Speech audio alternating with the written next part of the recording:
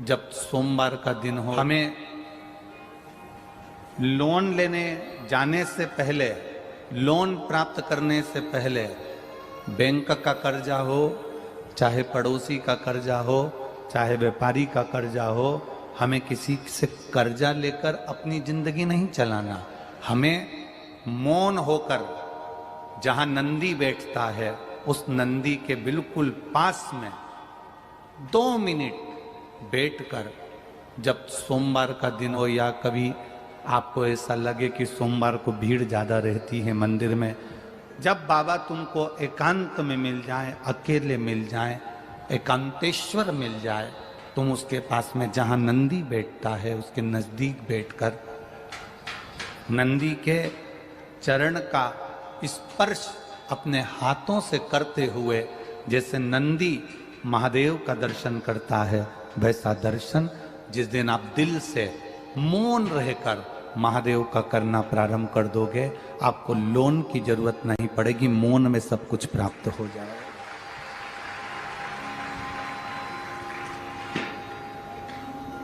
आप मौन से सब कुछ प्राप्त कर सकते हो, मौन से सब धारण कर सकते हो।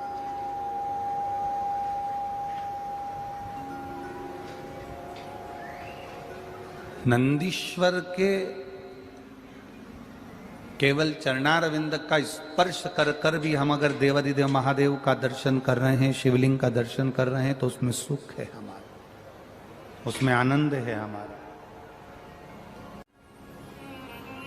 आपको लगे कि मेरे जीवन में बहुत दुख है, बहुत तकलीफ है, बहुत कष्ट चल रहा है और अब इसका कोई निदान नहीं दिख रहा, सबके हाथ जोड़ कर देख लिया, अब तेरे दरवाजे पर आई हूं, आपके पास में जल भी नहीं है तो मत चढ़ाना, बेलपत्र भी नहीं है तो मत चढ़ाना, फूल भी नहीं है मत चढ़ाना। आप तो उस नंदी के पास में बैठकर अपना हाथ उसके चरण को पकड़ते हुए मेरे महादेव का दर्शन करते हुए बस उससे दिल से बोल देना कि अब कोई नहीं संभाल रहा, अब तुझे संभालना है, बस तेरे आश्रित होकर जी रहा है, तेरे आश्रित। जब कोई नारी, जब कोई पुरुष, जब कोई बच्चा, जब कोई बुजुर्ग, जब कोई भी संसार सागर में रहने वाला मानव मेरे मंदिर में आएगा और नंदी के कान में कुछ कहकर जाएगा, तब तू उसको सुनकर माँ पार्वती से कहेगी। और पार्वती जब मेरे साथ प्रतिदिन प्रदोष काल में, प्रदोष के समय, शाम के समय भ्रमण पर जब पार्वती मेरे साथ जाएगी, तो पार्वती मैया जिसके सामने नंदी को रोक देगी, मैं उसके ऊपर कृपा करते हुआ चले जाऊंगा। ये हमारा भाव शिव महापुराण की कथा वर्णन कर रही है, ये हमारा भाव भगवान देवाधिदेव महादेव का चरित्र वर्णन कर रहा है, ये शिव तत्व वर्णन कर रहा है।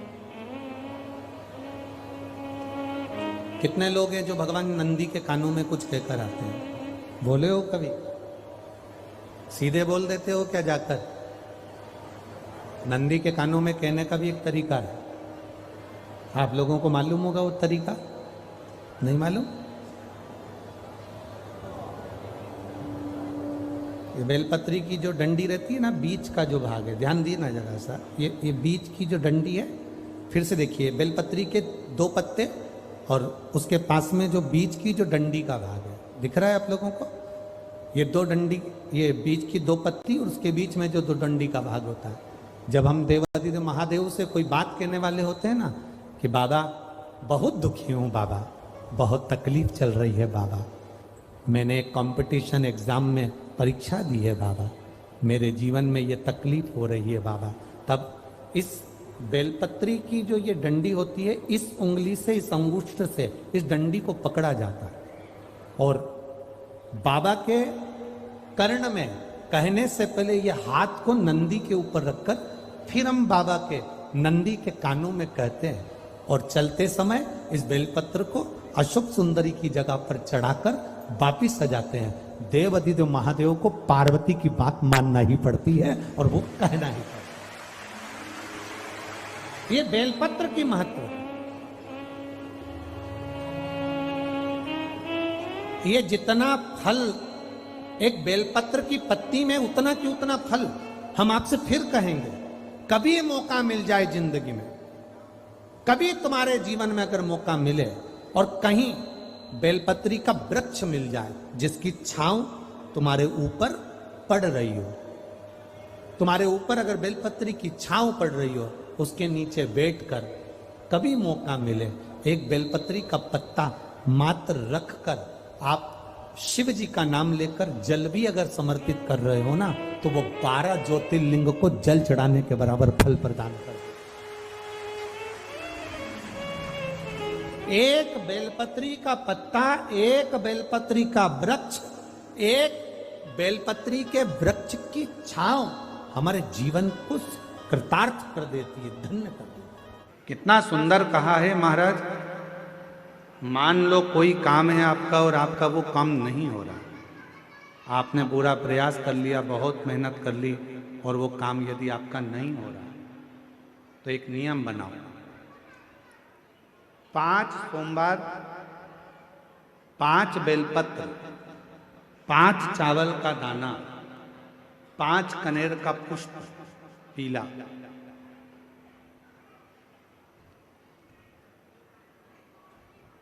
शिव जी के मंदिर में लेकर जाइए। सबसे पहले अशोक सुंदरी वाली जगह पर वो 5 बेलपत्र, 5 चावल के दाने और 5 कनेर का पुष्प, अशोक सुंदरी की जगह, आपको मालूम है ना अशोक सुंदरी की जगह सबको। तो जैसे ये जो शिवलिंग है, ये जो जलाधारी है, ये माता पार्वती जी का हस्त कमल है। शिवलिंग शंकर भगवान का स्वरूप है। जल जो बहता है, राइट में गणेश जी, लेफ्ट में कार्तिकेय जी, बीच में एक मोटी सी लाइन होती है शिवलिंग के सामने, वो अशोक सुंदरी का स्थान है। शिवलिंग के ठीक ऊपर भगवान शंकर जी का जो जल बूंद बूंद गिरता है, वो भगवान शंकर जी की 5 बेटियां जया, विषहरा, श्यामली बारी, दौतली और देव। इस स्थान पर आप जो भी 5 बेलपत्र, 5 चावल का दाना, 5 कनेर का पुष्प लेकर गए हो, यहाँ समर्पित करो, शिव जी से प्रार्थना करो, बाबा मेरा ये काम है पूर्ण होना चाहिए। बहुत हाथ पैर जोड़ लिए लोगों के, हो नहीं रहा। यही सामग्री को उठाकर शंकर भगवान के शिवलिंग पर समर्पित करो, बाबा से प्रार्थना कर कर बाबा इसको स्वीकार करना। जैसे अशोक सुंदरी की बात को आप स्वीकार करते हो, वैसे ही अशोक सुंदरी की बात को स्वीकार कर कर मेरी झोली भरना। 5 सोमवार बाबा के मंदिर में जाकर ये प्रयास करना प्रारंभ करो, ये कार्य करना प्रारंभ करो। मेरा देव अधिदेव महादेव जो कार्य अटक रहा है उसको पूर्ण तरह से कर ही रहे, पूर्ण तरह से। 5 सोमवार का नियम बनाओ, 5 बेलपत्र, 5 चावल के दाने और 5 बोलो बोलो कनेर के पुष्प पीला शिव। और आज एक बात और कहना चाहेंगे अपनी जिंदगी में, यदि मान लो डॉक्टर ने कह दिया कि कोई भी रोग, कोई बड़ी बीमारी आ गई, कोई तकलीफ आ गई, कोई गांठ हो गई, कोई शरीर में अगर रोग आ गया, कोई गठान पड़ गई है, कोई शरीर में बड़ा रोग आ गया, डॉक्टर को दिखाओ। अपने आसपास का जो हॉस्पिटल है वहाँ जाओ, जांच कराओ। डॉक्टर शंकर का एक रूप होता है, डॉक्टर शिव का एक रूप होता है। इसलिए सबसे पहले डॉक्टर के पास जाकर जांचें कराओ, जो वो दवाइयाँ दे वो खाओ, और दवाइयों के साथ में फिर शिव जी को 1 लोटा जल चढ़ाना प्रारंभ करो। ज़्यादा तकलीफ हो रही है, बेलपत्र के वृक्ष के नीचे बैठकर जल चढ़ाकर वहाँ की मिट्टी को, जहाँ शरीर में कष्ट है वहाँ थोड़ा सा लगा। कहीं अपने आसपास में शिव महापुराण की कथा हो रही है, कुबेरेश्वर धाम से ये शिव महापुराण आपके यहाँ पहुंची हो, तो वहाँ की मिट्टी भी अपने शरीर पर थोड़ी सी लगा। मेरा देव अधिदेव महादेव लगभग 1 महीने के अंदर आपके शरीर से वो गठान को गलाएगा जरूर, और शरीर में आराम जरूर।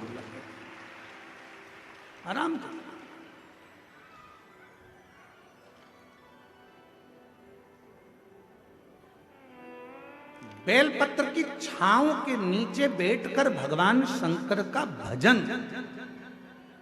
कभी आप लोग कुबेरेश्वर धाम जब आएंगे या कुबेरेश्वर धाम की पवित्र धरा पर सीहोर में जब पहुंचेंगे तो वहां पर जो बेलपत्र की वाटिका है, वहां जो 500 साल पुराना बड़ का पेड़ है, बट वृक्ष है, कभी आप लोग जब जाएंगे तो वहां कभी बैठेंगे, एकांत में बैठकर जब आप वहां श्री शिवाय नमस्तुभ्यम का स्मरण करेंगे तो आपको ज्ञात होगा कि वो आपके धीरे धीरे दुख को, तकलीफ को, कष्ट को दूर कर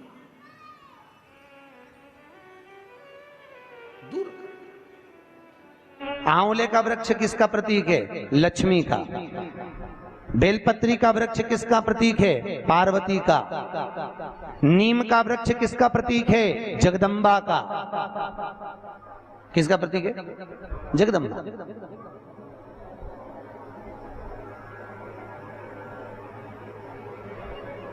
कितना सुंदर कहा है। जिस व्यक्ति को ब्लड प्रेशर की बीमारी रहती हो, ऊपर नीचे ब्लड प्रेशर होता रहता हो, तकलीफ भोग रहे हो, बहुत कष्ट में हो, बार बार पसीना आ जाए शरीर पर, कुछ ना करिए, एक लोटा पानी भरो, 7 पत्ती नीम की डाल लो। काय की डालना? नीम, कड़वी नीम, मीठी नीम नहीं, कड़वी नीम। 7 पत्ती नीम की डाल लो और 7 उसमें बेलपत्र डाल लो। जिस व्यक्ति का ब्लड प्रेशर हाई हो, लो हो, उसके कमरे में उसको प्लेट से ढककर रख दीजिए। सुबह स्नान कर कर वही व्यक्ति जिसका ब्लड प्रेशर ऊंचा नीचा होता है उसको शिव जी को समर्पित करना। शिव को चढ़ाकर उसी का पानी 7 बार उसी स्थान पर ग्रहण कर लेना। व्यक्ति का ब्लड प्रेशर बराबर हो जाता है। मात्र लगभग अगर सोमवार कर रहे हो तो 11 सोमवार करो, प्रतिदिन नियम से कर रहे हो तो 15 दिन कर लो, उसमें बराबर। फिर कभी जिंदगी में ब्लड प्रेशर की बीमारी चली ही जाती है, कोई दिक्कत नहीं है, करिए। जैसे घुटने का रोग वाला व्यक्ति, ये जितनी माताएं ऊपर बैठी हैं इनको घुटने में तकलीफ होगी इसलिए बैठी। शिव महापुराण की कथा कहती है शिवरात्रि के दिन रात को 12 बजे शंकर जी के मंदिर में चढ़ी हुई बेलपत्र उठाकर शिव मंदिर का शिखर देखकर 12 बजे रात को उस बेलपत्री को चबा चबा कर खा लो। जिंदगी में कभी घुटने का दर्द रहता ही नहीं, कभी जिंदगी में नहीं रह सकता। अगर डॉक्टर बोल दे कि घुटना बदलो तो पहले ये प्रैक्टिकल करके देखना शिव पुराण का। डॉक्टर बोले कि ये दवाई खाओ, वो दवाई खाओ, पहले ये दवाई खाकर देखो शिव पुराण। प्रैक्टिकल जरूर करो। और हम तो कहते हैं प्रैक्टिकल भी अगर काम नहीं चलता। एक महाराज प्रवचन दे रहे थे, प्रवचन में कह रहे थे भैया शराब नहीं पीना चाहिए, गंदा नाली का पानी है, गटर में पड़ा हुआ पानी है, मत पियो, पी पी के बर्बाद हो जाओगे। उसी में महाराज का पहचान वाला बेटा था, उठ के खड़ा हो गया, ओ महाराज तो इतनी बड़ी बड़ी बात कह रहा, तेरा सग्गा भाई पी के तो गटर में पड़ा है, नाली में पड़ा है, और तू हमें ज्ञान दे रहा है। महाराज जी को क्रोध नहीं आया। महाराज जी ने कहा भैया देख, मैं भी प्रवचन दे रहा हूँ, मेरा भाई भी प्रवचन दे रहा है, बस अंतर इतना है मैं मुंह से समझा रहा हूँ, मेरा भाई प्रैक्टिकल करके दिखा रहा है। मन तेरा, तू कैसे समझेगा? या तो मुख से समझ जा या प्रैक्टिकल देख के समझ जा। तो आपसे निवेदन है प्रैक्टिकल जरूर करो, प्रैक्टिकल करे भी करना है जरूर। ये भान होना चाहिए, कहीं हो सके सीहोर वाला महाराज झूठ तो नहीं बोल रहा। इसलिए शिवरात्रि के दिन, मुख्य शिवरात्रि के दिन रात को 12 बजे शंकर पे चढ़ी हुई बेलपत्र जिस शंकर के मंदिर की उठाओगे उसी शंकर मंदिर का शिखर देखकर चबा चबा कर खाइए। कभी जिंदगी में घुटने का रोग नहीं हो सकता, जिंदगी भर। पर इसका मतलब नहीं कि तुम्हारे घुटने चालू हो जाए तो तुम शॉपिंग मॉल में ही बैठी रहो। ब्रह्मा जी के मुख का क्या बना दिया? बट का वृक्ष। शंकर जी की आराधना का केंद्र हो। शिव जी का एक नाम पड़ गया बटकेश्वर महादेव। क्या नाम पड़ा? बटकेश्वर महादेव। बटकेश्वर।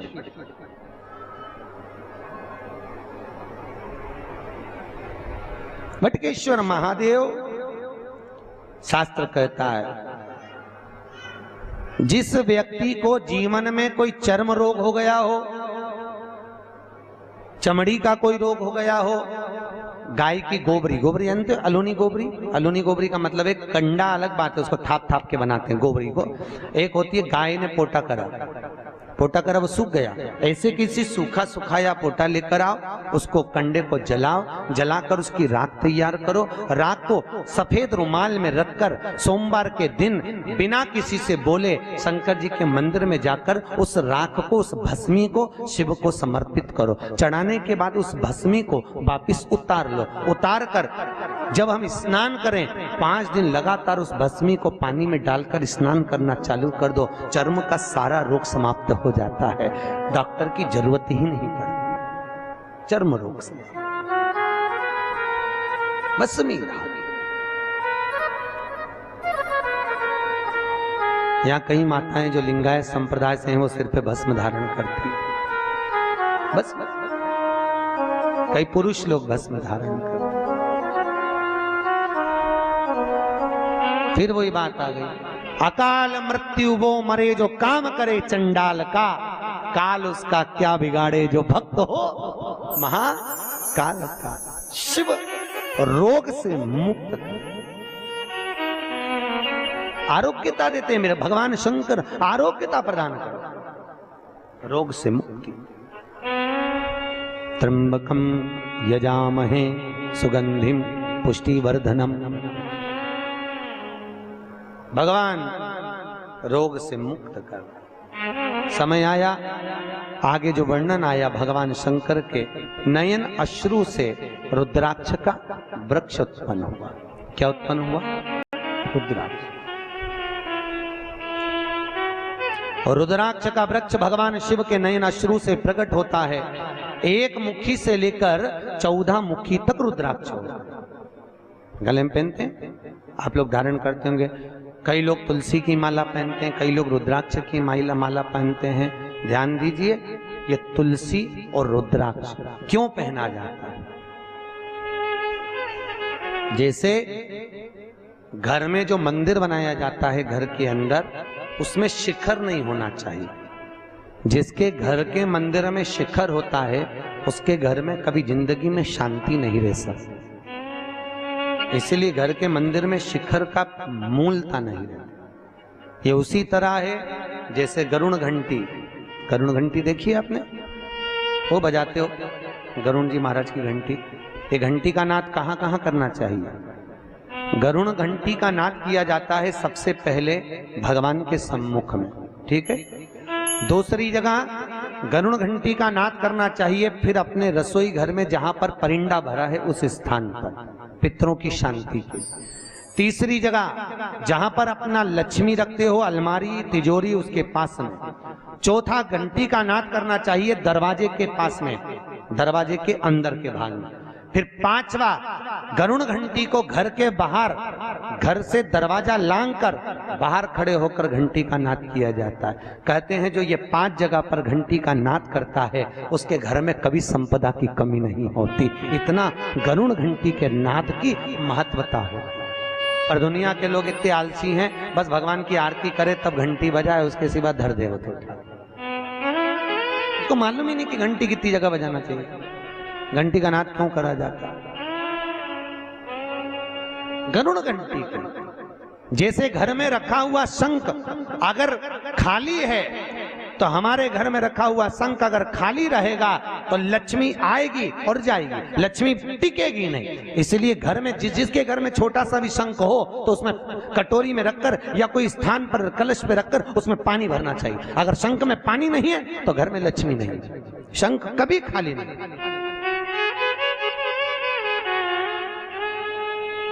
33 करोड़ देवी देवता में केवल एक भगवान शंकर हैं जिनके ऊपर शंख का जल नहीं चढ़ता। केवल एक शिव शंकर के ऊपर शंख का जल नहीं चढ़ता, क्योंकि शंकाचूर राक्षस को भगवान शिव ने मारा था और शंकाचूर राक्षस की हड्डी से शंख जाति का निर्माण हुआ था। इसलिए शंख का जल शिव जी पे नहीं चढ़ता। शास्त्र कहता है जो भूल से भी शंख का जल शंकर को समर्पित कर देता है 1000 ब्राह्मण की हत्या के बराबर उसको दोष लग जाता है। इसलिए शंख का जल शंकर को समर्पित नहीं। जिस व्यक्ति को नलियां चौक हो गई हों, डॉक्टर ने बोला बाईपास कराना पड़ेगा, उसको कुछ नहीं करना चाहिए। 7 बेर, बेर जानते हो क्या बोलते हैं यहाँ पर? बेर बोर, बेर बोलते हैं, 7 बेर प्रत्येक शिवरात्रि को शंकर जी के ऊपर समर्पित करना चालू कर दो। 7 बेर, जिंदगी में कभी बाईपास कराने की जरूरत नहीं पड़ेगी, केवल 7 बेर। उसमें से 1 बेर 7 बेर चढ़ाओ, 1 बेर उठा के लाओ और वो व्यक्ति को खिला दो जिसको बाईपास के लिए डॉक्टर ने बोला। फिर दूसरी बार चेक करवाना, वो खुद कह देगा कि बाईपास की जरूरत ही नहीं है, नाड़ियां क्लीन है एकदम, अटैक की बीमारी नहीं होती, हार्ट अटैक नहीं आता उस व्यक्ति जिसने प्रत्येक हर महीने की शिवरात्रि पर 7 बेर शिव को समर्पित करना चालू कर दिया, उसको कभी अटैक नहीं आ सकती, हार्ट अटैक की बीमारी नहीं। हमारा शिव दयालु, कितना कितना भाई, सती और शिव का जहां विवाह हुआ था ना, क्या बोलते हैं, त्रिजुगी नारायण। कौन कौन गया, रात था केदारनाथ से 12 किलोमीटर इधर गौरीकुंड से त्रिजुगी नारायण है, जहां शिव और सती का विवाह हुआ था, जहां पर माता सती शंकर के साथ में जब विवाह करी थी तो 7 जगह पर रुकी थी। सती मैया के रुकने पर वहां कुंड बन गए थे 7। आज भी शंकर और सती के विवाह की अग्नि वहां पर जल रही है, आज भी विवाह किया।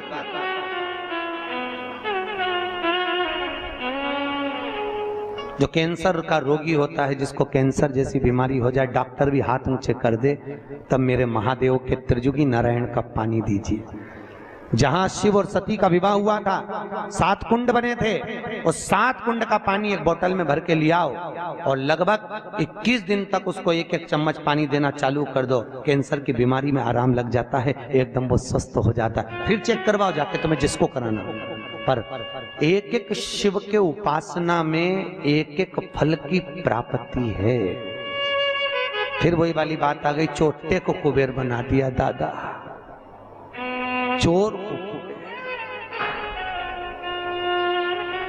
तो फिर सोचो, तुम तो शिव महापुराण की कथा सुन रहे हो, ये दादा है, बाबा है। कहते हैं दादा की गोद में जब पोता बैठता है ना, खाली नहीं उठता, उसको दादा 5 रुपए 10 रुपए या टॉफी देकर ही भेजता है। उसी तरह जो शिव महापुराण की कथा में आकर बैठता है, मेरा भोलेनाथ उसे खाली नहीं भेजता, कुछ ना कुछ देकर ही भेजता, कभी खाली नहीं भेजेगा। आपसे निवेदन है, जिंदगी में कभी शिव महापुराण की कथा श्रवण करने का मौका मिल जाए, कभी शिव कथा को सुनने का मौका मिल जाए, जैसे आज बैसाख के महीने में यह अग्रवाल परिवार करा रहा है, भगवान भोलेनाथ से कहना, बाबा हम आपकी कथा सुन रहे हैं, हमको ऐसी लक्ष्मी देना कि एक बार हम भी शिव महापुराण की कथा करवाएं, ऐसी करुणा करना। बाबा से विनती करके जाया करो, देगा, जरूर देगा।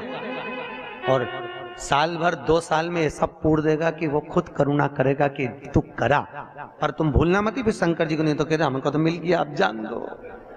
नहीं तो वो भूल गया था ना, कौन भूला था, कल कथा में बताया था, कुबेर जी। शंकर जी को ही भूल गए, होता है, देने वाले को लोग भूल जाते। अब ये तो व्यापार करते हैं तो इनको मालूम है, जब व्यक्ति को जरूरत पड़ती भैया भैया करके गौ माता समझ के ले लेते हैं, और जब लेने जाओ तो शेर जैसे धाड़ते हैं।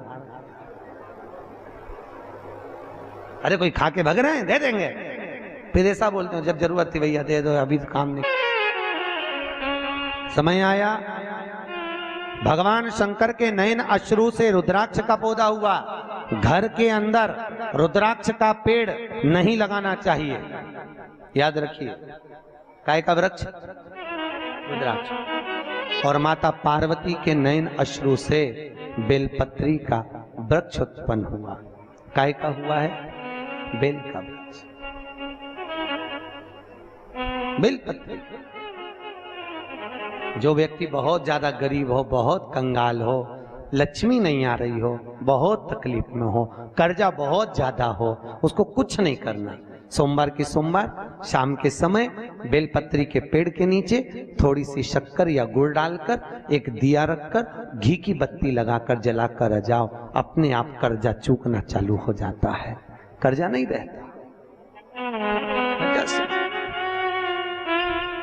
क्यों? माता लक्ष्मी को भगवान शिव ने कहा था, लक्ष्मी तेरा विवाह मैं भगवान नारायण के साथ कर रहा हूं, तो नारायण के चरणों में तो रहेगी, पर एक बात याद रख, माता पार्वती के नयन अश्रु से प्रकट हुए बेलपत्र के नीचे शाम के समय पर तेरा निवास होगा। तो प्रतिदिन शाम के समय पर बेलपत्र के पेड़ के नीचे बैठकर नारायण की आराधना करेगी। जो तेरे नाम का दिया बेलपत्र के पेड़ के नीचे लगाएगा उसका घर संपदा से भर जाएगा। आज भी कहते हैं दीपावली के दिन रात्रि के 8 बजे से 9 बजे के बीच में पीपल के पेड़ के नीचे जो घी का दिया और सरसों के तेल का दिया लगाता है उसके यहाँ संपदा की कमी नहीं आती। उसी तरह बेलपत्री के पेड़ के नीचे सोमवार की सोमवार शाम के समय दिया लगाने पर हमारे घर में कितना भी कर्जा हो सब चुक जाए। कर्जा चुकता है। भगवान शिव की आराधना। किसी पुराण के अंतर्गत 18 पुराण 6 शास्त्र में कहीं पर ऐसे टोटके नहीं लिखे हैं, पर शिव महापुराण में शंकर जी की कथा में वेदव्यास जी ने सारे टोटके लिख दिए, सब कुछ लिखा। क्यों लिखा? बाबा भोलेनाथ जी की कथा में वेदव्यास जी ने कहा शंकर भगवान मृत्यु लोक का देवता है और पृथ्वी का देव घर की जो माँ होती है, घर का जो पिता होता है, वो अपने बच्चों को दुखी नहीं देख सकता। देखता है क्या? उसका मुंह उतरा दिखेगा तो बाप भी कह देगा ले मेरे पास से ले जा, थोड़ा बहुत जा कर ले काम। काय को मुंह उतार के बैठा, ले जा। उसी तरह भोलेनाथ मृत्यु लोक का देव महादेव है। भगवान शिव की कथा में वेदव्यास जी ने कहा कि शंकर की कथा में ये सारे उपाय इसलिए लिखे कि मनुष्य को दुख ना हो, कष्ट ना हो, तकलीफ ना हो।